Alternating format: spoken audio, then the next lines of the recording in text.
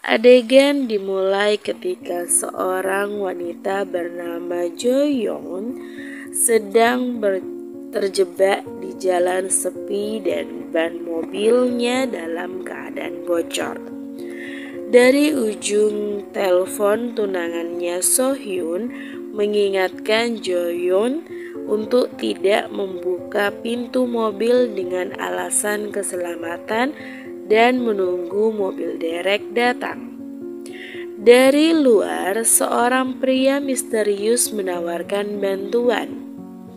Jo tidak menghiraukannya dan tak membukakan pintu mobil. Orang tersebut beberapa kali menawarkan bantuan, tapi Jo-yeon tidak menghiraukannya. Hingga orang misterius itu kembali ke mobilnya. Namun melihat mobil yang dikendarai orang tersebut tidak berjalan seperti sedang menunggunya, Jo-yeon menyadari ia dalam bahaya. Hingga sebuah palu menghantam keras kaca depan mobilnya. Jo-yeon hendak kabur, namun naas perlawanannya tak berarti bagi orang tersebut.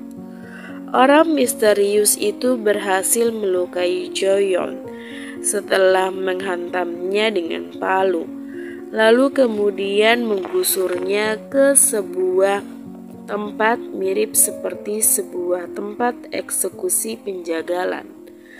Jo-yeon sempat meminta orang tersebut agar tidak membunuhnya karena ia sedang mengandung.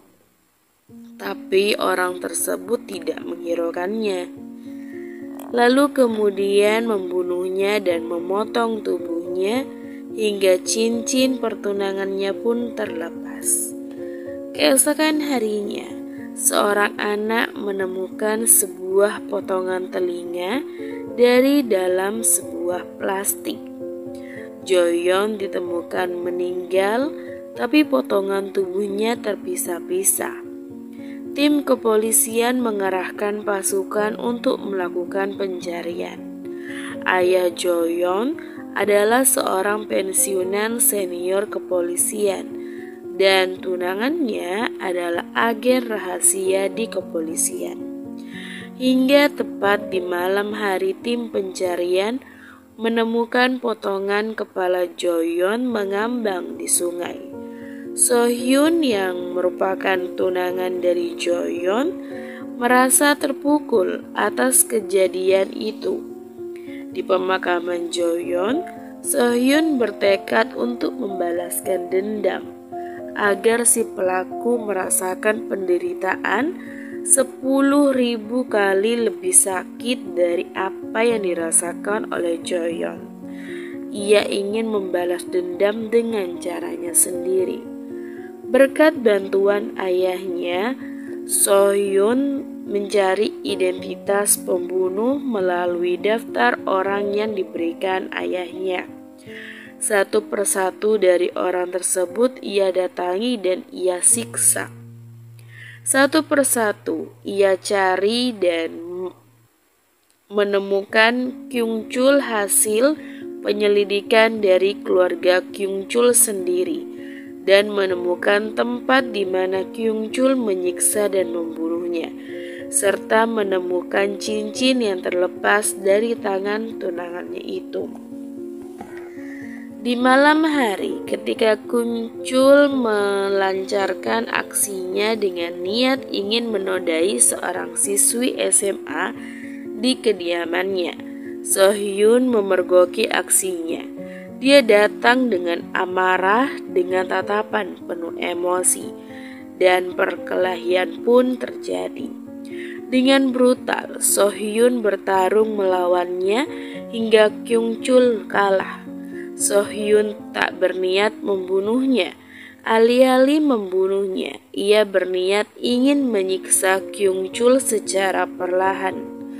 So-hyun memasukkan alat pelacak ke tubuh Kyung-chul untuk melacak keberadaannya. Lalu kemudian Kyung-chul dibebaskan dengan keadaan badan penuh luka dan memberinya sedikit uang untuk bertahan hidup. Dengan langkah pincang, Kyung Chul mencari tumpangan, mencari tempat perlindungan yang aman. Ia menumpang ke sebuah taksi yang naasnya penumpang dari taksi tersebut adalah orang suruhan So-hyun untuk menyiksanya kembali. Tapi Kyung Chul menyadarinya dari awal, hingga terjadilah perkelahian di mobil tersebut.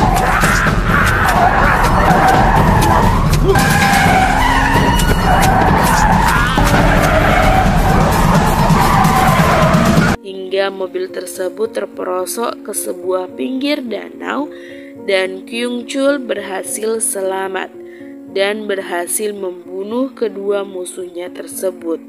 So-hyun masih memperhatikan dan melacak keberadaan Kyung Chul melalui GPS yang dipasang di badan Kyung Chul. Di pagi harinya, Kyung Chul berobat di sebuah klinik dengan seorang dokter tua. Namun sebelum ia sempat bergegas pulang, ia tergoda oleh kecantikan suster di klinik tersebut dan berniat memperkosanya. Ia membunuh dokter tua tersebut dan niat jahatnya timbul setelah sebelumnya aksinya dihentikan oleh So-hyun. Namun sebelum ia kembali melancarkan aksinya, So-hyun datang dan kembali terjadi perkelahian brutal antara Kyung Chul dan So-hyun. Dalam keadaan terluka, kembali Kyung Chul kalah dalam perkelahian tersebut. So-hyun kembali mengobati Kyung Chul dan meninggalkannya di sebuah pelabuhan. So-hyun bermain-main dan kembali membiarkan Kyung Chul untuk hidup. Kyung Chul bersembunyi di rumah temannya yang sama-sama psikopat bernama Tae-jo. Meskipun sama-sama psikopat, Tae-jo berbeda dengan Kyung Chul, membunuh dengan melampiaskan hasrat seksualnya. Namun, Tae-jo membunuh dengan maksud untuk memakan tubuh si korban.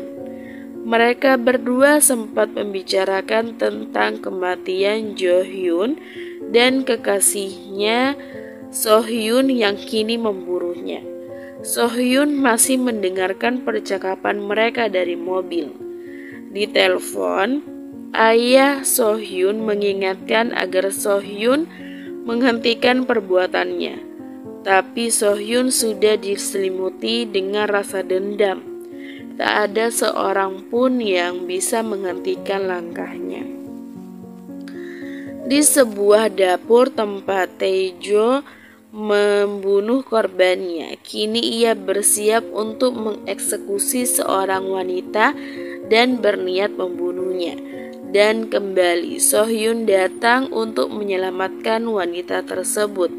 Namun Kyung Chul terbangun dari tidurnya karena kehadiran di luar dan membawa senjata.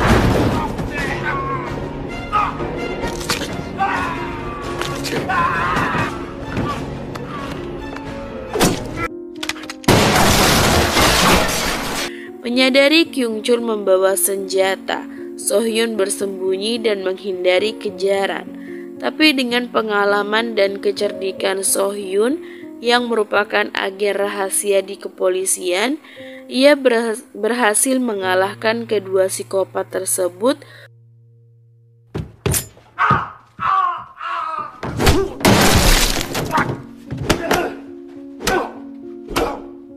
beserta seorang wanita teman Tae-jo dengan pertarungan yang sangat brutal.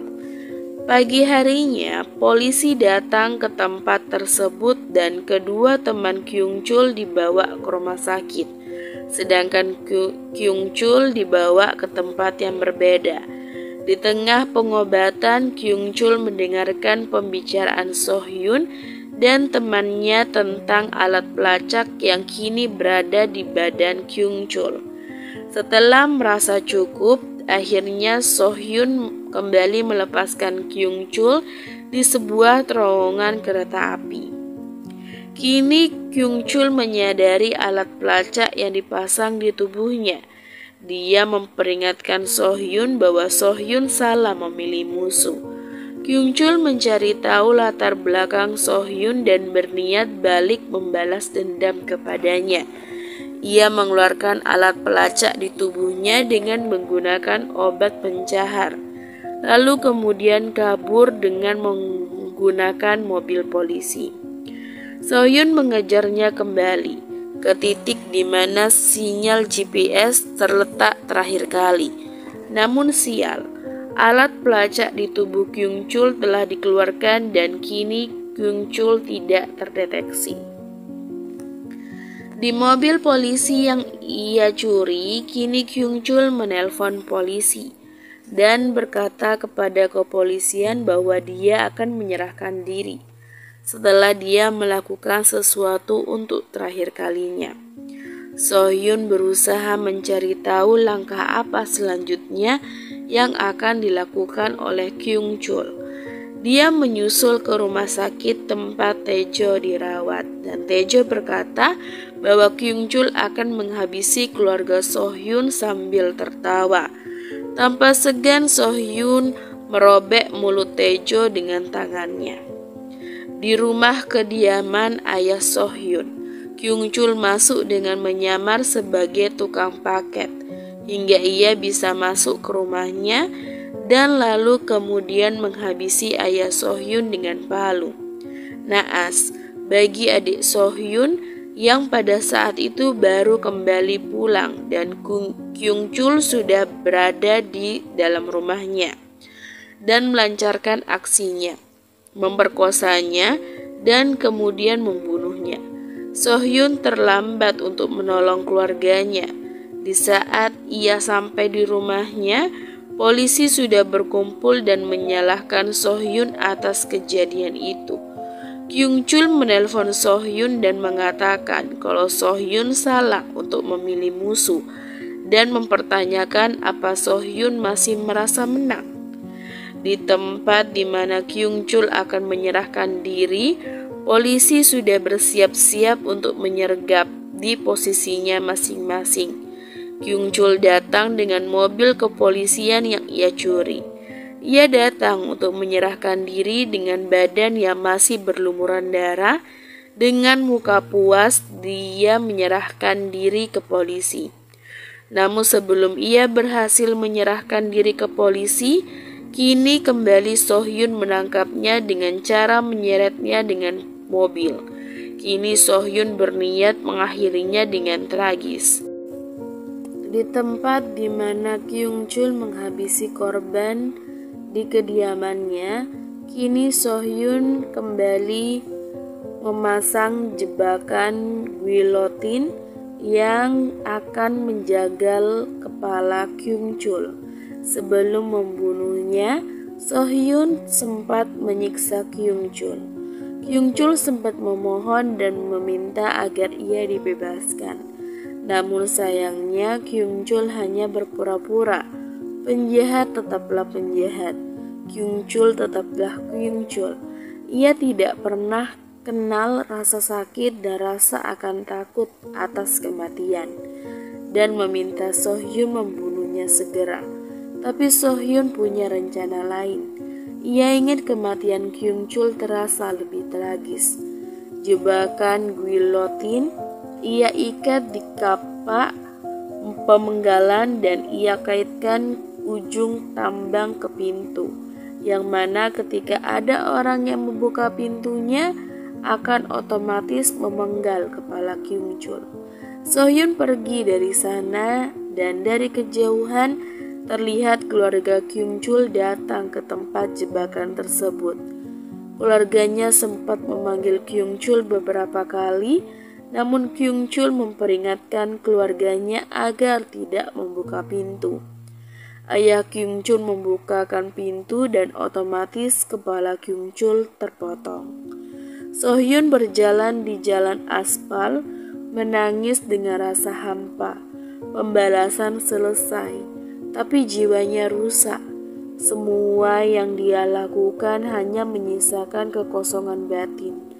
dan pembalasan tidak menghapuskan rasa sakit, hanya menggantikannya dengan kehampaan.